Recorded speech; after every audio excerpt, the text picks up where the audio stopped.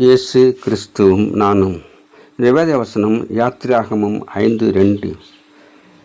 கர்த்தரின் வார்த்தையை கேட்பதற்கு அவர் யார்? நான் கர்த்தரை அறியேன். அன்பான சகோதர சகோதரிகளே, மோசேயும் ஆரோனும் பார்வோனிடத்தில் போய் ஜனங்களை அனுப்பிவிடுங்கள், நாங்கள் போய் ஆண்டவரை ஆராதிக்க வேண்டும் என்று சொல்கிற போது இந்த வார்த்தையை பார்வோன் சொல்லுகின்றார்.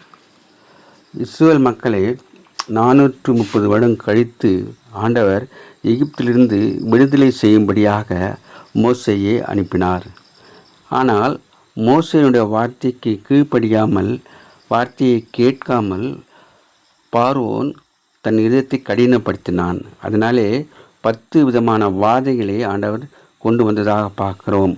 முதலாவது வாதியாக தண்ணீரினாலே அவர் செய்கின்றார். தண்ணீரை முண்டு ஊற்றின போது அது இரத்தமாக மாறியது. அதே போல் கானாவர் கல்யாணத்திலே தண்ணீரை திராட்சரசமாக மாற்றினார். Have a blessed day. God bless you. Give your heart to God, your hand to man. Live in God's work, live on our knees. Thanks for watching. Like, share, subscribe.